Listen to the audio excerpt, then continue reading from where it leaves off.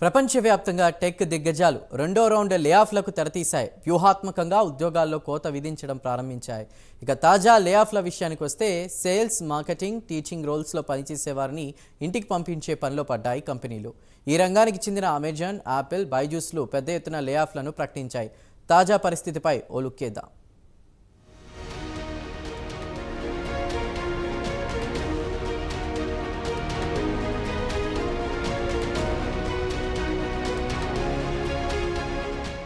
Technology రంగానికి చెందిన కంపెనీలు రెండో రౌండ్ లేఆఫ్లకు శ్రీకారం చుట్టాయి. ప్రపంచవ్యాప్తంగా ఉన్న టెక్ దిగ్గజాలు తమ కంపెనీలు పనిచేస్తున్న వివిధ డిపార్ట్మెంట్లకు చెందిన ఉద్యోగులను ఇంటికి పంపిస్తున్నాయి.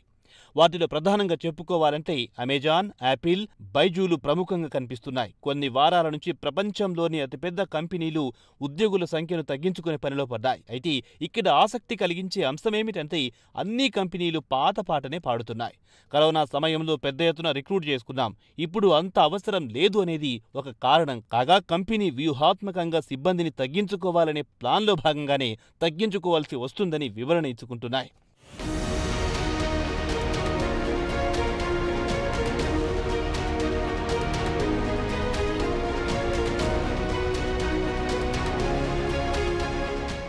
ఎఫ్ఐఐ సమాచారం ప్రకారం ఈ ఏడాది మొత్తం 235 కంపెనీలు కలిసి 57,785 మంది ఉద్యోగులను తొలగించాయి.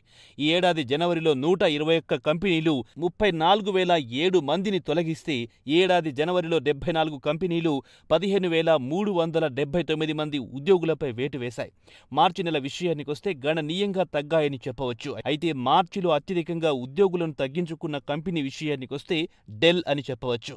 ఎందుకంటే డెల్ మొత్తం 13,000 మంది ఉద్యోగులపై వేటు వేసింది.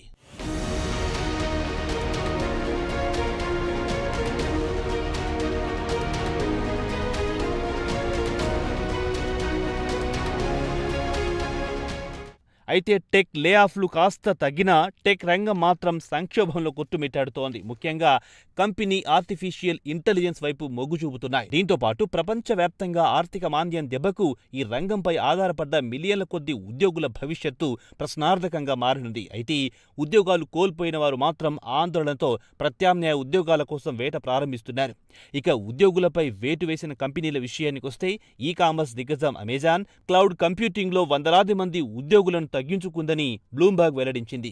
ఫ్రెష్ రౌండ్ లేఆఫ్తో సేల్స్, మార్కెటింగ్ విభాగాలపై తీవ్ర ప్రభావం చూపనుంది. అయితే కరోనా మహమ్మారి సమయంలో పెద్ద ఎత్తున రిక్రూట్ చేసుకుని ప్రస్తుతం ఉద్యోగులను తగ్గించే పనిలో పడ్డాయి. మొత్తానికి చూస్తే అమెజాన్ కార్పొరేట్ విభాగంలో పనిచేసే 27,000 మంది ఉద్యోగులపై వేటు వేసింది.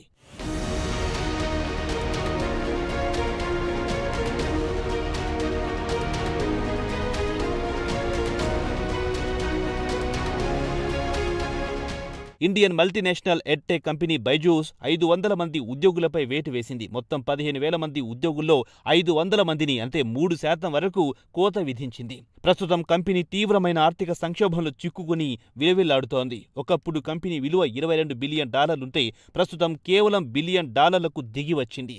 గతేడాది కూడా 4,500 మంది ఉద్యోగులను తగ్గించుకుంది. ఇక యాపిల్ను తీసుకుంటే కాలిఫోర్నియాలో సుమారు 600 మందిని ఇంటికి పంపించింది.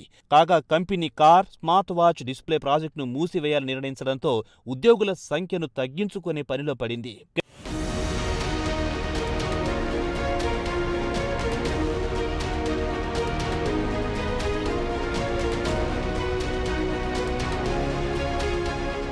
కెనడాకు చెందిన payments company light speed commerce సంస్థ 280 మంది ఉద్యోగులపై వేటు వేసింది. ఖర్చు తగ్గించుకునే క్రమంలో సిబ్బందిని తగ్గించుకోవాలని నిర్ణయించింది. దీంతో మిగిలిన డబ్బును కంపెనీలకు చెందిన వివిధ విభాగాల్లో పెట్టుబడులు పెట్టి లాభాలను ఆర్జించుకోవాలని నిర్ణయించుకుంది. ఓవైపు ఆర్థిక మాంద్యం, మరోవైపు కంపెనీలు ఆర్టిఫిషియల్ టెక్నాలజీకి మారిపోవడంతో నిపుణులకు మాత్రం మంచి డిమాండ్ ఉంది. మొత్తానికి ఉద్యోగులు మాత్రం తమ నైపుణ్యాన్ని పెంచుకుంటే తప్ప ఉద్యోగాలు కాపాడుకోలేని పరిస్థితి నెలకొంది.